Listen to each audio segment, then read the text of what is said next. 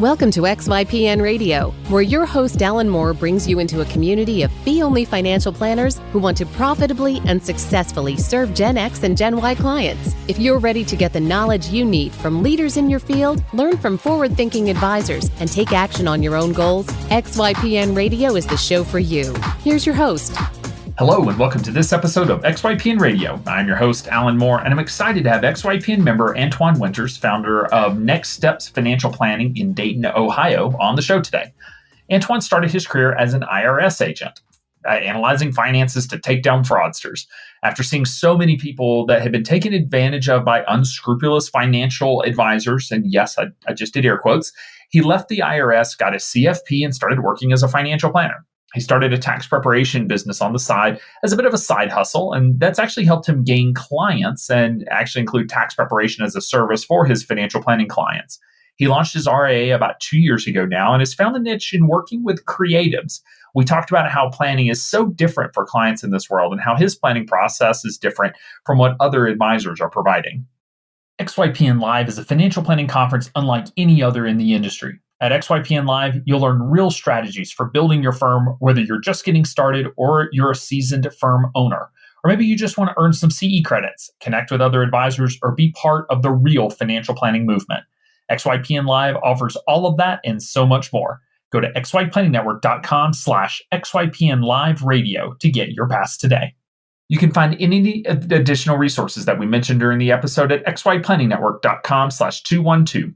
Also, be sure to go to xyplanningnetwork.com/VIP to join our private group just for XYPN Radio listeners. It's the community of advisors we've all been looking for that's there to provide support when we need it the most. Best of all, it's free. I encourage you to check it out. Again, that's xyplanningnetwork.com/VIP. Without further ado, here's my interview with Antowoine. Hey, Antowoine, welcome to the show, man. Thanks so much for being on. No problem. Glad to be here. So let's give listeners just a quick overview of your practice, where you're located, when you started the firm, number of clients, and then we'll dig into the details. Okay. I have an RIA named Next Steps Financial Planning. I'm located in Dayton, Ohio. I work with musicians and freelancers and other creatives and public employees. Those are my two passion areas, and a lot of people I know in that area. And so just try and make my mark with that.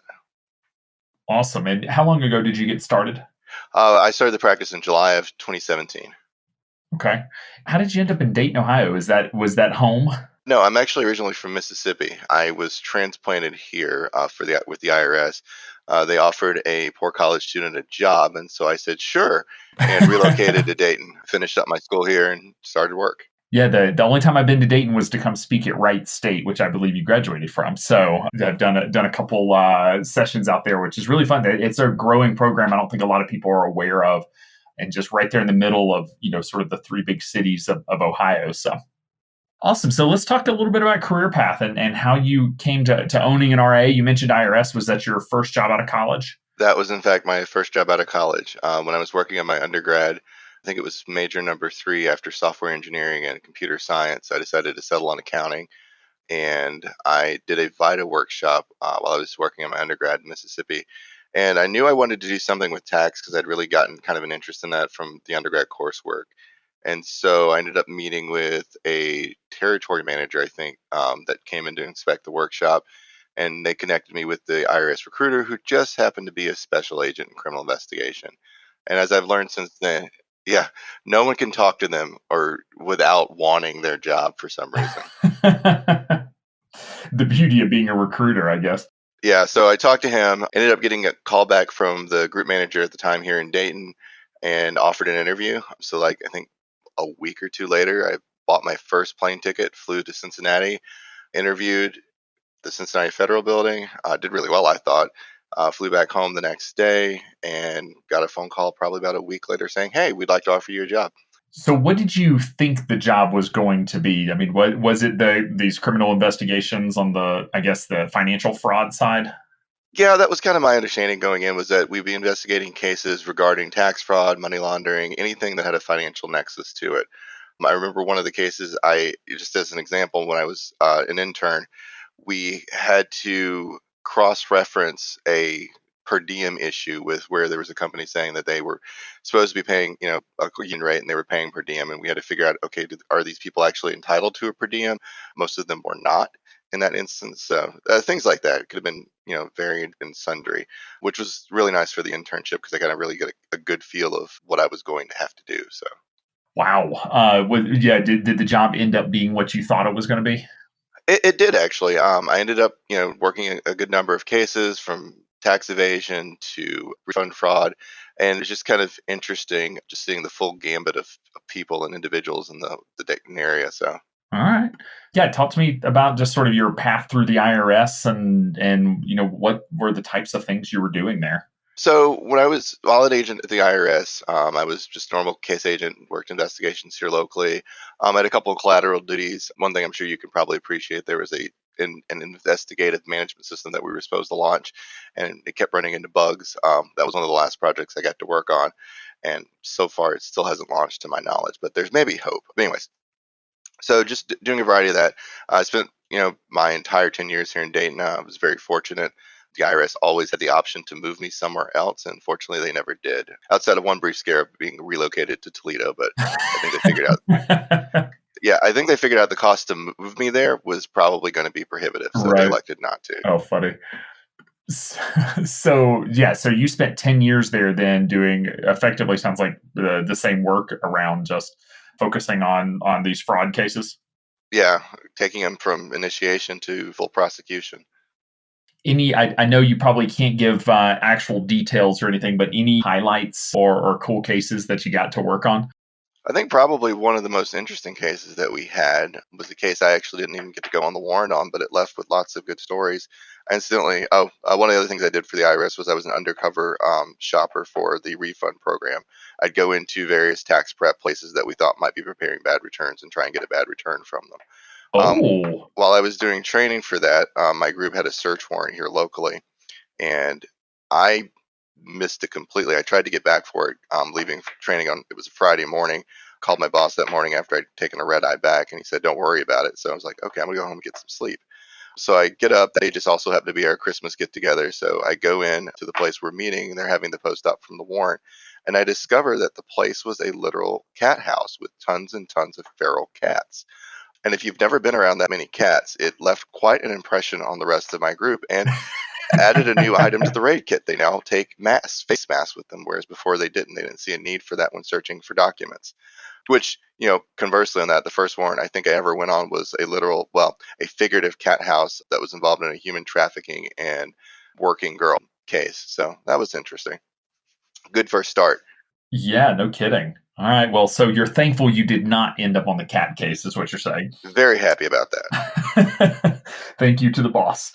So, 10 years there, the federal government is well known for career paths, and you just sort of time in service, you put your head down, you do a good job, and you start to work your way up, and you get a pension and great benefits and decent pay. So, 10 years in, you were on the path. I mean, that was the career path you were walking. So what ultimately caused you to want to shift and transition into something else?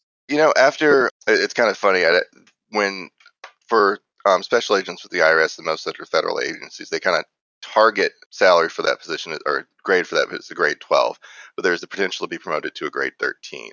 Shortly before I left, I was promoted to the grade 13, but kind of in the process of that and just kind of reviewing the IRS, I saw a lot of people that were kind of really getting shafted by their financial advisors and other advisors, and they really needed more help. And as where I enjoyed being a good guy working for the IRS and working criminal cases, I really enjoyed more meeting with the individual taxpayers that I was reading and really trying to help them as best I could in the position that I had. Either be, by the virtue of figuring out who to blame for their false return or, figuring out what I could do in terms of mitigating the damage and kind of helping them out through the process when they weren't really at fault for anything. So seeing, that one too many times and just realizing that, you know, one of the things that kind of always bothered me about the job is I was not necessarily your atypical agent. I'm a very detail oriented person, which helps a lot in my practice, but I'm not your typical law enforcement type. Many of my coworkers are, but then there are also some that were very detail oriented as well. But I kind of lean more towards that detail oriented than the law enforcement type. And so I figured, I probably could do a lot more good out in the world and as a financial advisor or some sort of financial planner and looking into that. So, shortly after shortly before I got to the 10-year mark, I'd made the decision to leave after talking to my wife and some of the other agents that I work with, just kind of fielding, thoughts for the future and what to do. And so I, came up to the conclusion that, okay, I will stay until I get my 10-year certificate, nice round even number, and then I will separate from the service and start working towards getting my CFP. So I did that, left, incidentally went back to Wright State because they have a board certified program. So all I had to do was take the coursework, which was only, I think, like 6 or 7 courses since I'd already had an accounting degree from there. And, it kind of worked out really, really well. Okay. Yeah, I mean, no one sees it better and sees the dark side of the industry better than the position that you were in, and seeing the people who were vulnerable and taken advantage of by sort of where the industry came from. I think we're the most, let's see, or the least trusted industry. I think we compete with Congress for least trusted group of people, according to Americans. But we earned that reputation because we've allowed people to operate and to take advantage of consumers and put ourselves in this position with lack of trust. And so awesome to see more and more people getting into this to fight the good fight and be on this side of it.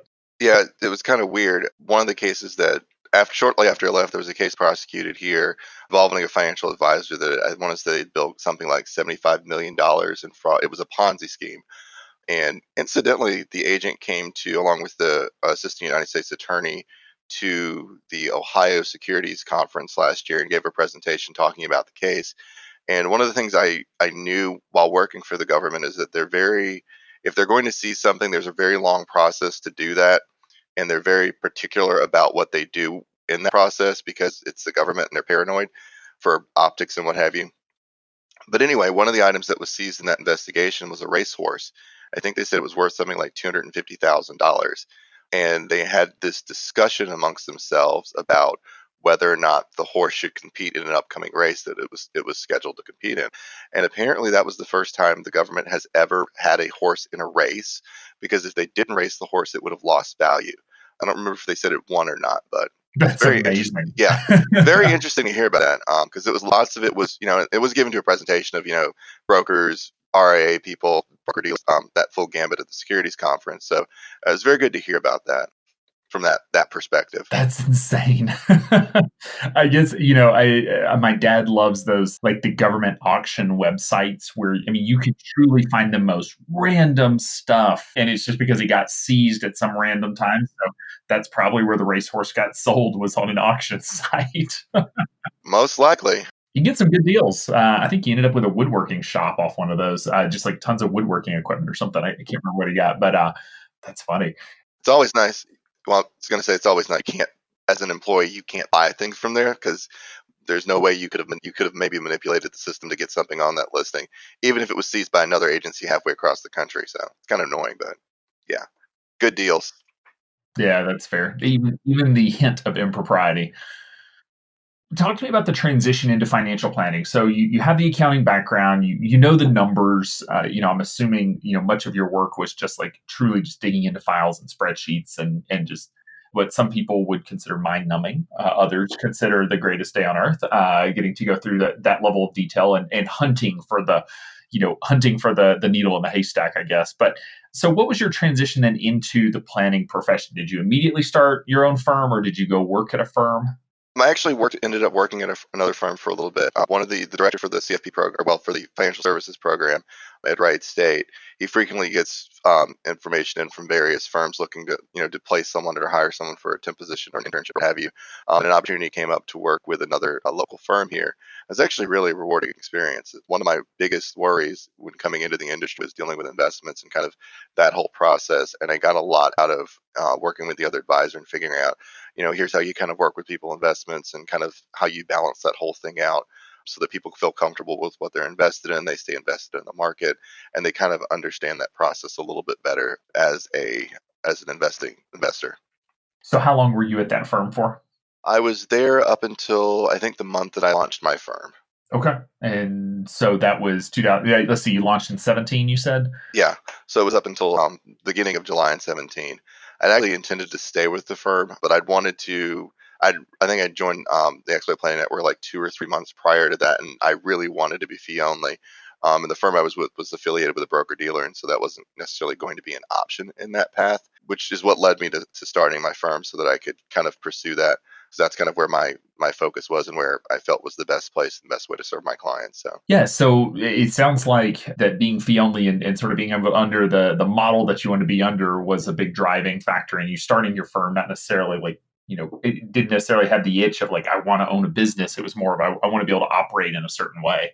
yeah, that's one of the things I jokingly tell people. I hate running a business, but I really enjoy working with my clients. So for the moment, it's fully worth it because I get a lot out of it and helping them and seeing them succeed. So Yeah, we see that with a lot of our firms, the accidental entrepreneurs that ultimately just can't find the right opportunity and especially not in a town like Dayton, there's only so many fee only firms to go work for.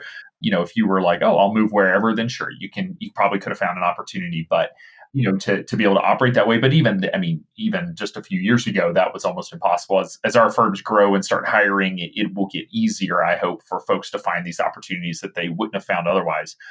But yeah, we find a lot of folks end up sort of having to run a business, and some fall in love with it, and some end up merging with another advisor because they're just sort of done with running the firm and want to let someone else do it. But it's a great learning opportunity. So talk to me about the launch of the firm. So you've been doing financial planning, you have the background, you go to launch. Did you have some clients already that you could start with, or were you starting from scratch? well, when I left the IRS, I also started a tax practice just for to kind of bridge the gap with income and kind of fill in. And with the thought of going towards being a financial planner at the end of that, I thought that was probably a good transition into that. So when I started Next Steps, I actually had some people that came over for my prior tax practice, and I've just been slowly kind of converting them over to planning clients as it becomes appropriate. Most of them had very simple situations. Some of them, a lot of them, were either retired public employees, or some sort of freelancer. So So talk to me about the tax practice then. So obviously, whenever you can say I worked at the IRS for 10 years, pretty good way to get a nice little boost. But where were you find like where do tax prep clients come from for you? I was getting them from a couple different places. Some of the ones that locally I knew through my wife's school. Others came in. There's a program called Thumbtack where it's meant to be kind of like a home advisor or something like that, where you can, put out a request for someone to do a specific service-based job and then get like interest and bids from that. So I found a lot of clients, through that platform. That was very helpful in kind of building that. And so then other clients referring me to other people. So that also helped as well. Okay. So how many tax prep clients did you have whenever you started the practice? I think at the time I had probably about 20 or 22 tax clients. Okay. And then when you first started, did you just sort of talk to all of them and say, "Hey, this is what I'm doing," or did you sort of wait for tax season to see, if it was going to be a good fit for them to move over? I just waited till tax season because that way I knew I was going to meet with all of them and it would be a good breaking point to kind of sit down and talk through some of the issues and kind of find out what they had going on. So a lot of them, it was more or less just finding the right fit and the right solution for them. If that made sense for me to be the advisor. Some of them already worked with other advisors, and so I didn't kind of want to damage that relationship because I didn't want to seem like I was just trying to suck everybody in. So I just kind of felt through and figured out, okay, who would be a good fit, who wouldn't be a good fit, who do I like working with, and just kind of going from there. So when you launched, obviously you were able to pull a few over from the tax practice, but where else were you sort of looking for, for financial planning clients, and where did you see some success? Actually, I was listed with a lot of the clients I've gotten came from the XY Advisor tool. Gotten a couple of prospects from NAPFA. I was also in a kind of a weird networking group situation. I had previously joined BNI, I think either the month before or the month after I'd launched my firm, and the group I was in kind of dissolved shortly thereafter. So we ended up joining another networking group, and I've been kind of working the system in that, just trying to find some other good contacts. I've incidentally recently run into a really good contact that specifically focuses on creatives, so artists, musicians, sculptors, that kind of thing, and helping them be good entrepreneurs in their craft. So it's really been helpful in that. Yeah, so talk to me about that niche because I'll say there are two types of niches, and sometimes there are some that where you just say, "Oh, I work with this group because it's more of a marketing thing." Other times it really does dive deeper into the planning process and expertise that you have that others don't. And I think there are actually very few on the that former category, but people sort of view it as that sometimes, like, oh, like you just say you work with creatives, but anybody can work with creatives. So talk to me about, I mean, the difference in sort of your planning process with those folks, and what makes your process with them maybe unique from other planners that are, that are serving individuals and families and trusts and business owners, and sort of what would be different there. That's actually a really good question. With creatives, they're very much responsible for a lot of their own stuff. They've got to figure out their own health insurance, they've got to figure out their own disability insurance, and all of those things that most of us take for granted because, we're a W-2 employee and our employer just provides it. But in their situation, they've got to piece together all these things from, a variety of places. Some of the musicians I know work as also teach like in the public or college system, in addition to playing like in an orchestra. So through the orchestra, they got a fair measure of benefits through that. But anything that's missing from there, they're responsible for making up that difference. A lot of times it's just kind of interesting things with the different variety of creative artists. Same thing. You're going to have people making things where they're, taking weeks on end to create this piece of art. And now they've got to sell it, deal with selling it, and that whole process and figuring out, how to keep their cash flow going while, they may be selling a piece this month or three pieces this month or no pieces this month. So just kind of making sure that they understand good budgeting, good cash flow, good debt management. It's very tricky for someone that has inconsistent income to secure financing for like a mortgage or a loan, because they've got to be able to establish they can continue making that payment, and then having a system in place so they can kind of smooth out that curve, and so that the lender can see that they're being responsible and they're kind of taking care of business as they're supposed to, kind of helps them out in that process. So it's really just kind of building good systems for them to kind of help provide for them as an actual, their income as an actual business, and making sure they're not missing anything in those holes. So It's a lot of hand holding. I feel like it sounds like it's a pretty intensive service. yeah, it is, and it's kind of one of those things where a large part of it, fortunately, at least in my experience, most people of that mindset are very coachable. So basically, you say, "Hey, here's an idea to try." They try it; it works. They're not going to push back on it. They're just going to go with it because they kind of understand the idea of someone being an expert. They're an expert in their field and their craft, and producing music, producing art, or what have you. So they're kind of really understanding and really take well to that concept. So it works out really really well. I know historically, advisors would pick on like doctors. Oh, they're an expert in one thing, so they think they're an expert in everything. Was sort of a running joke, but I've seen that completely shift. I mean, anytime I worked with young professionals, whether they were a doctor or if they were an expert in their craft, they seemed to recognize that they were only an expert in their craft. And it really annoys them when people show up and try to act like an expert in medicine or in music whenever you're talking to an expert, and you're definitely not. So I've personally seen that as well, that it seems like people are starting to understand and accept that they are gifted in one area and not gifted in others, and outsource what they're not gifted at. Yeah, yeah. I have the fortunate ability to also have been a musician. I'm a bassoonist, and so I meet a lot of people in that area. I've worked with a lot of people in that area, so it's just kind of interesting to me, from a practice standpoint and a personal standpoint, to just kind of see how those lives evolve and kind of have things transition from one place to another, because you never know, when your next opportunity is going to pop up, and you're going to have to make a change, and you don't want to by the wayside in a hurried decision, because if you got another perfect example. Earlier this year, the Wright State faculty was on strike for 21 days, I think it was. And so a lot of those faculty members kind of were very uncertain of what their future is going to look like. And many of these people were, that wasn't their only job. And a lot of the ones that were still teaching classes were all adjunct faculty. And so those individuals didn't have any benefits attached to the system at all.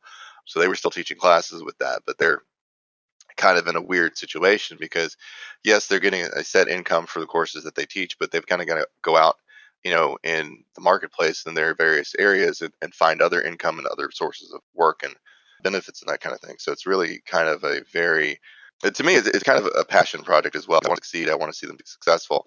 And I kind of really dislike the idea of, we've gotten to this concept of the starving artist. That is very possible. And with good planning, I think we can kind of change that perspective, because I know lots of artists that are doing very well for themselves.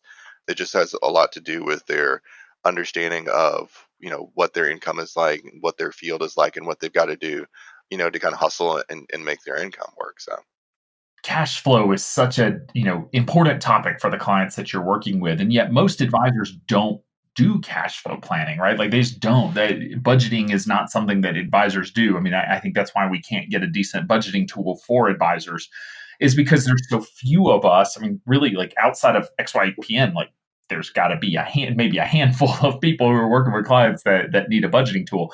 And it would be impossible to work with these clients if you weren't willing to dig into cash flow and really build out all of the various, workflows and tracking and all of that you're going to need for, those clients to be successful. yeah, and kind of with that, with seeing, kind of like history, people weren't, it wasn't such a big deal what they were making. They usually were very much staying within their means, but a lot of these individuals are graduating with student loan debt. That's one of the other areas I work with them on. And so you kind of got to incorporate this giant debt package, into that cash flow and into everything else that they're trying to do.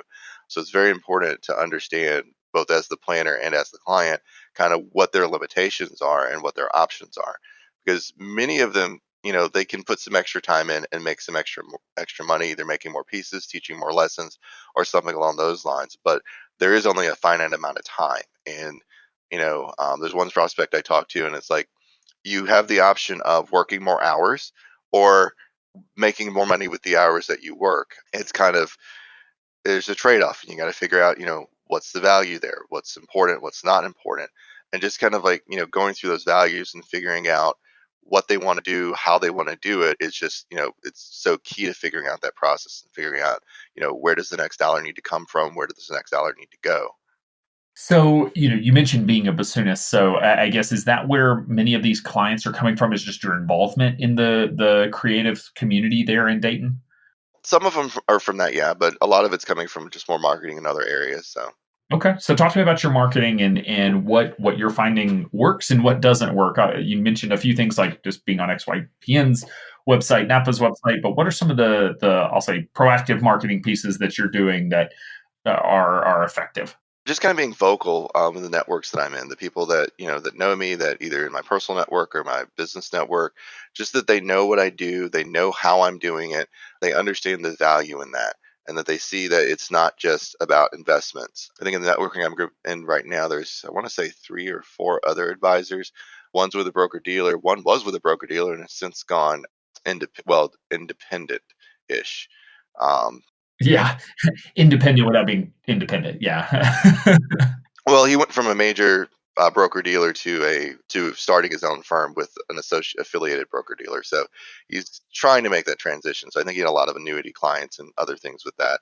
He was also the only other CFP in the group. So I've had conversations with him, and I know he's doing, he's trying to do the right thing for all of his clients. And that was one of the things I think that led into his decision to leave, was that he wanted to make sure that that was what he was doing. That and the CFP board's decision regarding the standards of ethical conduct that are coming in force here in the next 5 months.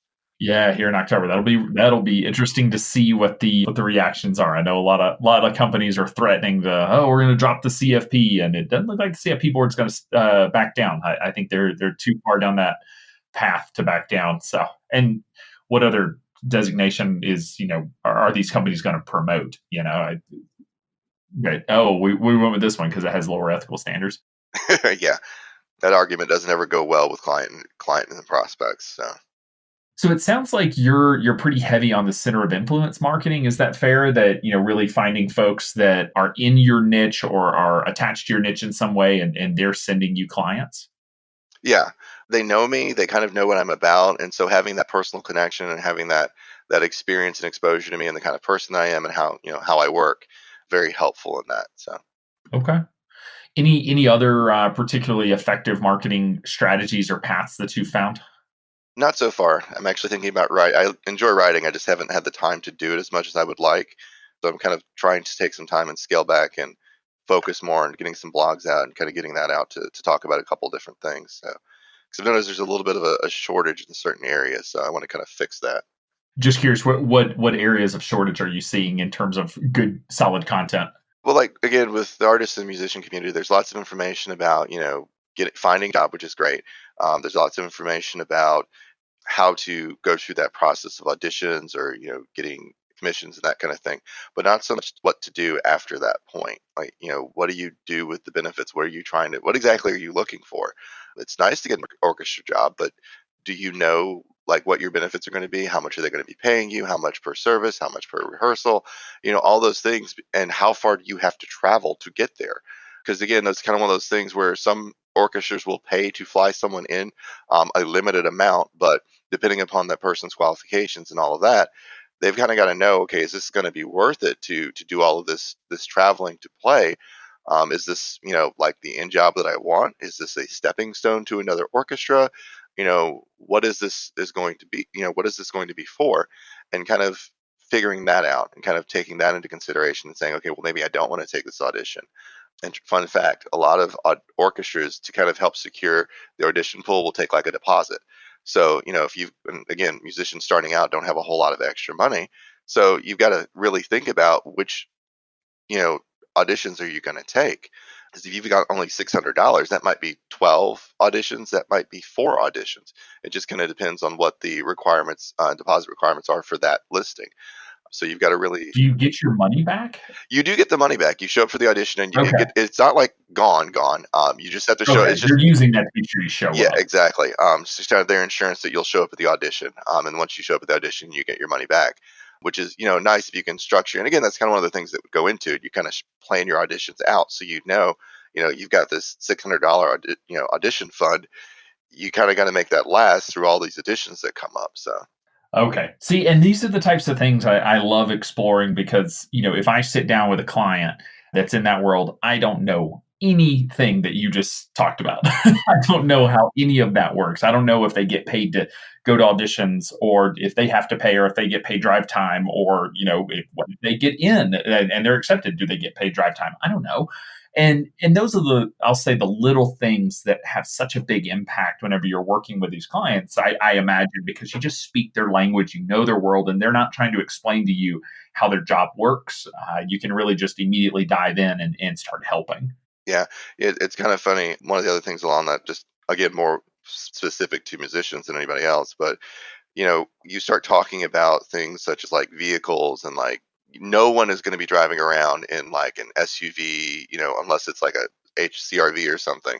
That's kind of one of those things. They've got to have a car that's, fuel efficient, because if they're driving, like there's the principal clarinetist for the Dayton Philharmonic, he also works with the Cincinnati Pops Orchestra. And so driving back and forth to Dayton, it's not a quick drive. It's only 45 miles away. But once you start getting, past 275 down closer to Cincinnati, traffic can stop.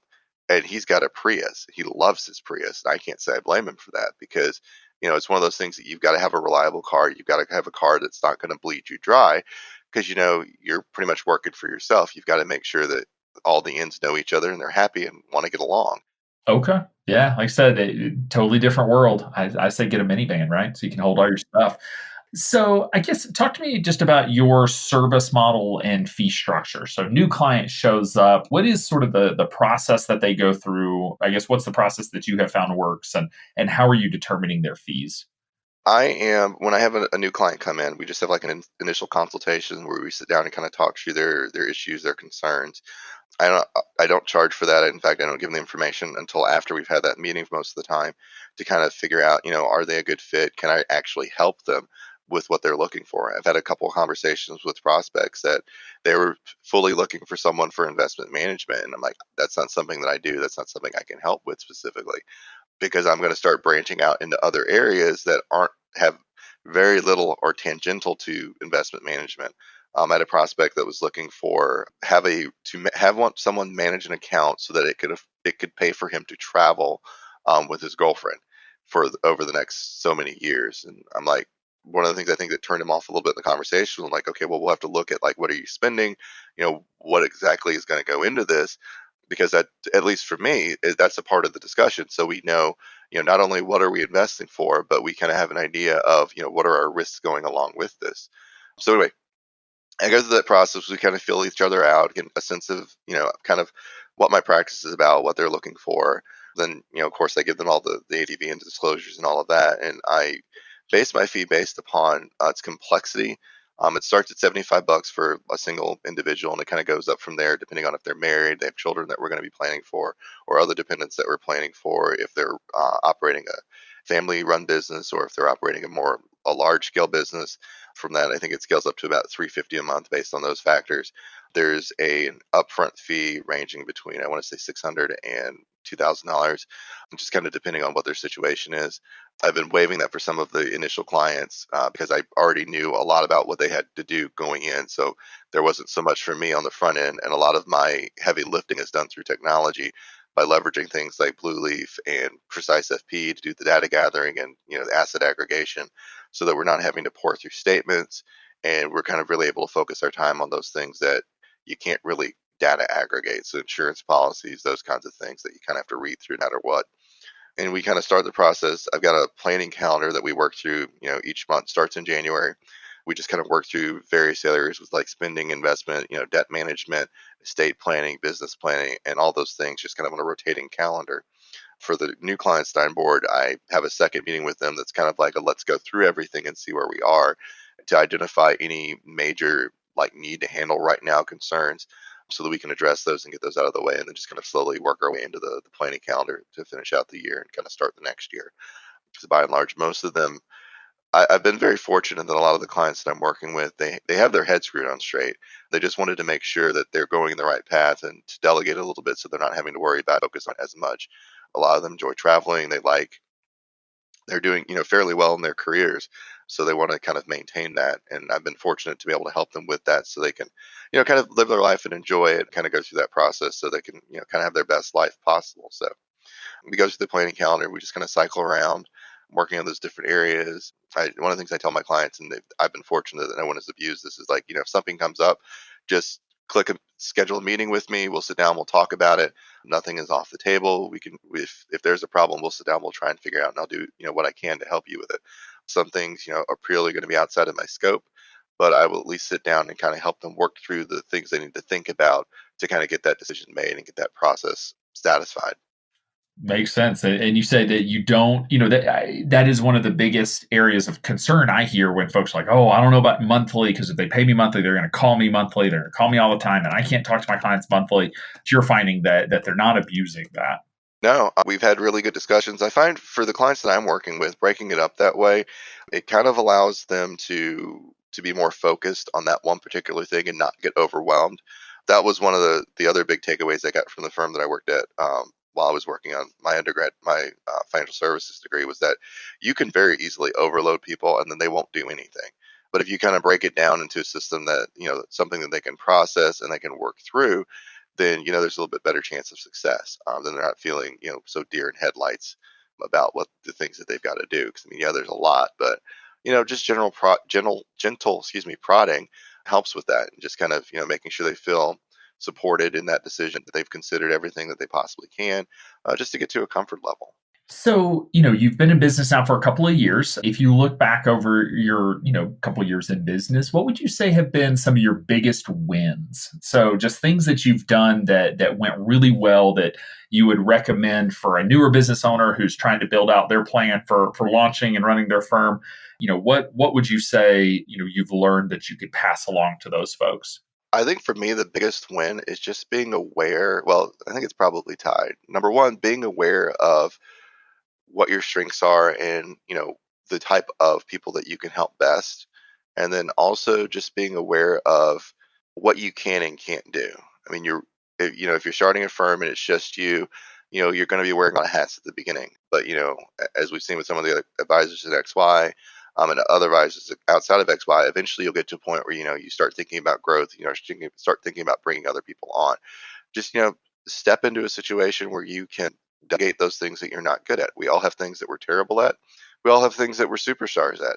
So just make sure that, you've got the superstar, job for you, and that for the rest, you find a superstar to put into that job. Because by and large, most people I've seen, you start building a practice and you build a team around you that you get along well with. That's a wonderful team. There's pretty much nothing you can't do. So then on the flip side of that, what would you say have been some of your bigger misses, things that you would like for others to avoid doing if they could? I think probably my biggest miss was one of the things that I was sincerely worried about. Well, the other thing I was worried about when starting the practice was that I didn't feel like I really had time to sit down and iron out my processes. So I went with a fairly well known process distributor and kind of bought all those workflows and all that process. And it was very helpful in determining like what to do, but not as helpful as I was hoping or felt like it was worth given the cost of it. So just kind of for me, the takeaway from that was just kind of be aware of what you're doing and what you're buying and what you're paying for because you never know exactly how valuable it's going to be until after the fact, and you don't want to take big risks like that starting out. That's my probably biggest failing moment was that one misstep. I probably could have gotten the information, and I can't say that it wasn't helpful. It has saved me a lot of time in terms of getting those processes started, and at least having something in place. Because I know one of my weaknesses is if I'm not careful, I'll go flying off the rails. So it was helpful in kind of giving me a path to kind of shoot down to maintain consistency with my clients. Because I think it's one of the big things that can be very helpful in kind of keeping your costs low is knowing what it's going to take logistically to serve that client so that you can repeat that process over and over and over again and you have some idea of what does that look like from a resources time perspective. I love it. So, what are some of the big things that you're working on? You're starting to see some growth. Things are starting to move for you. I can't tell yet if you are out of the oh crap, what did I do phase? Maybe still in that and working your way through and out of it.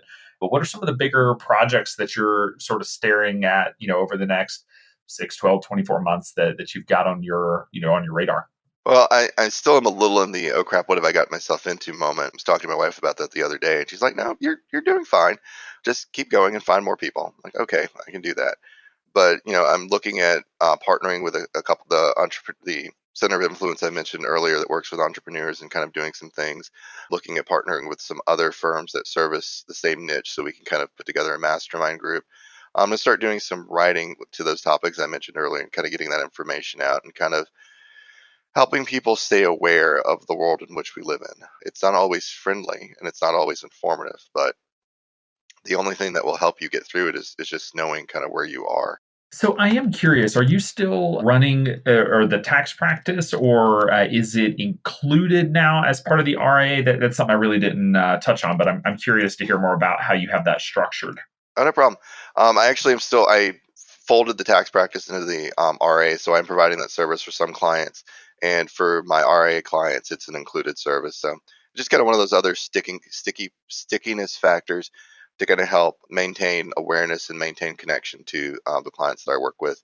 So, and kind of help me identify any new clients that might be, that I might be able to help to provide some guidance and some information to kind of keep them on the right path and help them be successful in that. So you include tax preparation. Is it just included in the monthly fee, or do you charge an extra fee for it?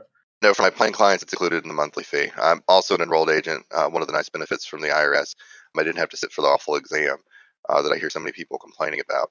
It kind of helps me with that, so that like any issues that come up, I've had a couple of clients that have had correspondence audits kick up, and so I've been able to help work through those with them.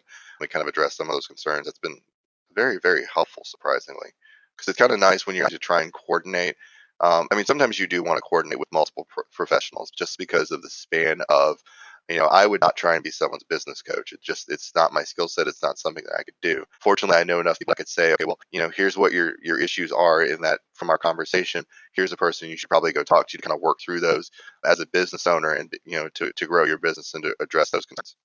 How do you and how do you plan to keep your head above water during tax season? Because this is something that we have, advisors that deal with where they want to do the taxes because it is sticky. You can do it in house. It provides so much expert. You learn so much by doing someone's taxes, and yet it really hurts. Q1 and even going into Q2. When you're doing a lot of returns, really makes it so you can't bring on planning clients and time allocation becomes an issue. So how are you managing that or planning to manage that as you continue to grow? Just having really good systems in place during the first 3 months of the year has been helpful for to me. I've got topics that for my monthly topics in those 3 months. One of them is tax, but the other two are spending and investments. So it's not too heavy of conversations to try and get through. The software I use has some automation built into it as well. But just having a good time management the first 3 months of the year is critical. I think I've been thinking about the idea of maybe offboarding some of it to a third party provider. For the moment, I kind of want to stay attached to because it's been kind of helpful. It's not terribly difficult, at least for me, as long as I kind of stay focused and leverage the tools I have. Yeah, that makes perfect sense. And that's honestly that has sort of been the whole point of us rolling out the white labeled tax solution at FA Bean Counters, is because we either see advisors that are doing taxes and they just grow to a point where they need to offload some, maybe not all, or maybe they offload the easy ones. And also for advisors who just want to offer it. I always wanted to offer it, and there was no way I was going to do it because that's ski season. If tax season was the fall, I would have been all over it.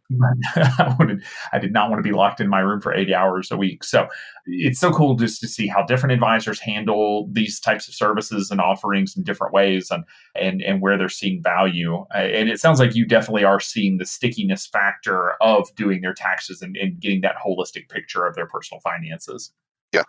Awesome. Well, as we're sort of coming to a close, I'll ask you the final question, and that is, if you've been in business 2 years now, if there's one thing that you wish you could go back and tell your younger self, maybe this was the Antoine that was going to launch a firm, or maybe before, and there's just one piece of advice you wish you could go back and tell your younger self, what do you think that piece of advice would be?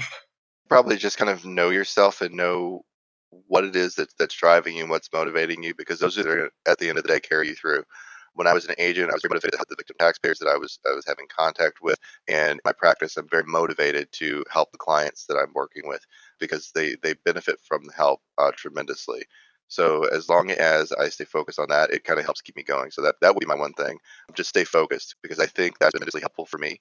Staying rooted and staying optimistic, because again, businesses lose money in the first couple of years, and I'm still kind of in that phase. So it's helped me kind of stay focused and figure out, okay, this is why I'm doing this. Here are the things that I need to do to consider to kind of make sure I can keep doing it. But again, just knowing yourself and knowing what you want to do and what your objective is. Because sometimes it's not as good as we would, and sometimes we kind of have to go through a couple different things to figure out.